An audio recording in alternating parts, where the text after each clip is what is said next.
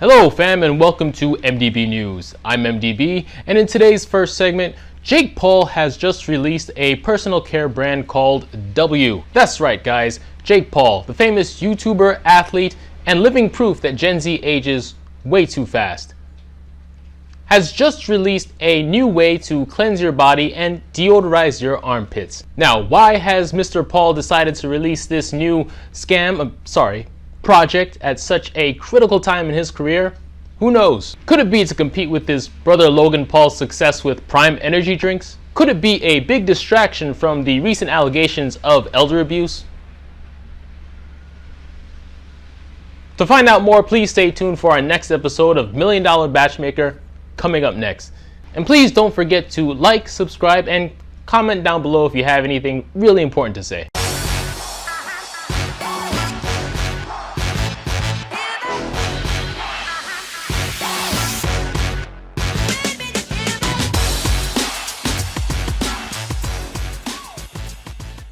Hey fam, MDB here, and once again we're here to inform you about another personal care brand that has just come out in the last month.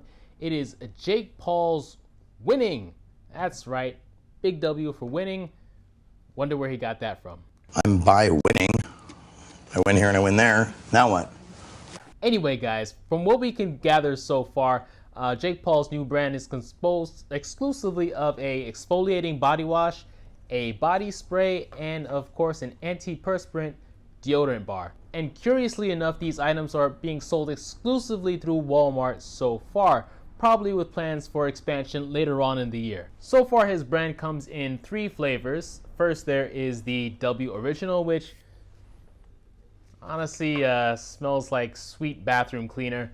There is the Fresh Ice, which is a little better than Zest bar soap, and of course the Deep Woods, which is something I might actually use. But unlike the previous reviews you've seen on my channel, we're gonna do something a little bit different. We're actually gonna go up to the lab, do a deep dive into all the ingredients, and answer a few questions about, their functionality and any health concerns that we might have. Because I know you at home, that's exactly what you want to hear. So let's take some time and get on upstairs. Come on. All right, guys. We're here back in the lab, continuing our discussion on Jake Paul's W. And when you look at the ingredient list, you're gonna see a lot of weird sounding and complex names. We're gonna be here to really break things down for you. Let's start with the body wash here.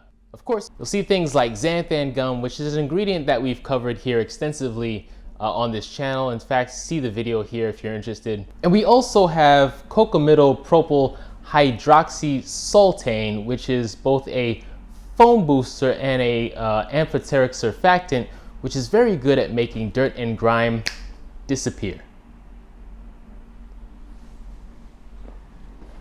But wait, we're not done yet.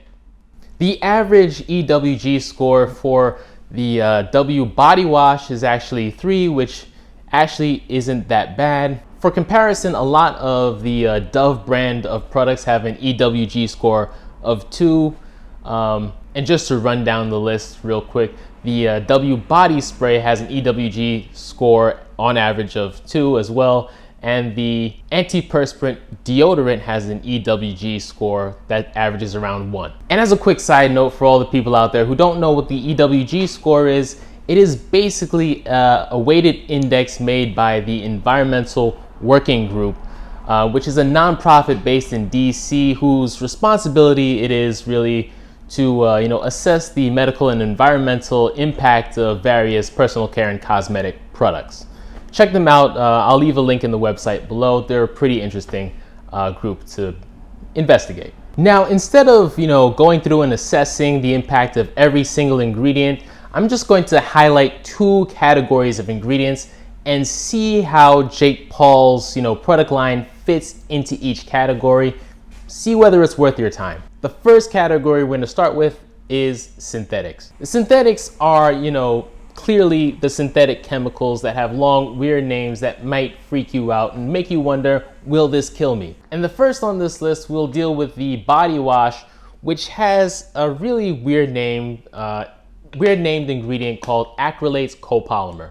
What is it? In fact, if you're like myself and you're a regular reader of product labels, you'll see acrylates copolymer in many different products. You'll see it so much that you might start to think to yourself, well, maybe this doesn't really describe just one chemical or one material, and my friend, you would be right. Acrylates copolymer is more like an umbrella term that describes, a proprietary blend of, acrylic polymers. These blends usually have very similar properties. One of these properties is usually that it can be used as a very effective thickener. In fact, when you use it as a thickener, these usually have to be neutralized with something to correct the pH like sodium hydroxide, which, funny enough, is one of the ingredients in the body wash. Don't worry, it won't harm you. But is acrylates copolymer safe? Well, probably yes, as long as they are following the rules and regulations regarding how much to put into the formulation and at what phase to do it, as set out by the manufacturers and the governing bodies. But generally it's been used for years, no issues. Keep in mind though, if you are worried about plastics in the environment, there are many acrylates copolymer products that are not actively biodegradable, don't break down easy in the environment. Keep that in mind. Next, we have cyclopentasiloxane, which is present in the antiperspirant deodorant bar. And once I describe what cyclopentasiloxane is, you'll understand why. Cyclopentasiloxane is a silicone, plain and simple. Or is it? Well, if you've ever seen personal care products advertised as easy glide or having a non-greasy feel, even on products that seem like they would feel rough on the skin, you could thank cyclopentasiloxane for that frictionless feel. Cyclopentasiloxane is one of the most lightweight man-made oils available to the average cosmetic chemist. In addition, it also has a very low heat of vaporization, meaning that it starts to evaporate with even moderate levels of heat, which explains all the non-greasy feel claims. Next, we have aluminum zirconium tetrachlorohydrex glide.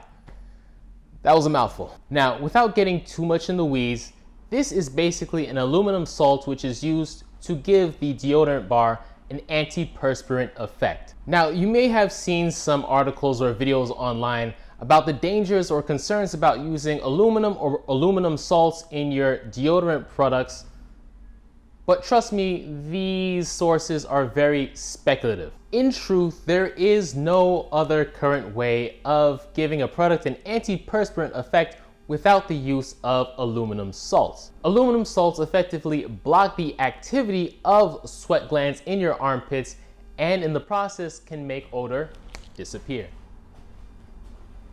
I'm sorry, that's my last time. I swear. I just got some new video editing software and I'm kind of excited. But anyway, this and other aluminum salts have been approved for usage on human skin in the right percentages, so generally this should be safe. Jake Paul's brand even has a whole section on his website dedicated to this topic. Good job, Mr. Winning. The next topic we have on our list is preservatives. And the first preservative we're going to tackle is ethyl hexyl glycerin, which is present in the body spray. Now, ethyl hexyl glycerin is a glycerol ether, which is often used as a preservative, emollient, or a fixer for fragrances, which I think is being used for in this case. And the truth is ethyl hexyl glycerin is a fairly weak preservative, at least compared to the others. But the good news for you as a consumer, it's actually fairly safe and pretty natural. And it continues to be used to replace other less marketable preservatives like parabens and formaldehyde donors, so it's okay in my book. Not so much the case with our next preservative, which is methyl isothiazolinone and methyl chloroisothiazolinone. These two items come in combination to create a very, very effective and economical preservative that goes under many trade names.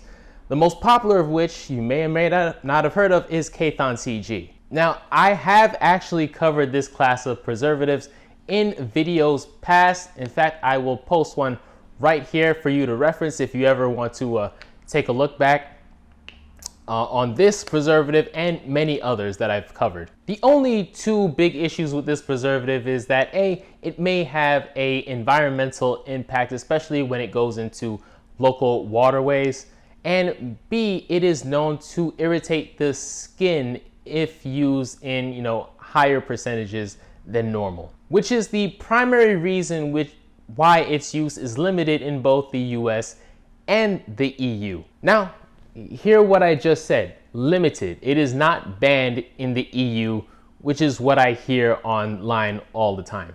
It just has limited use, I believe, limited to wash off products alone.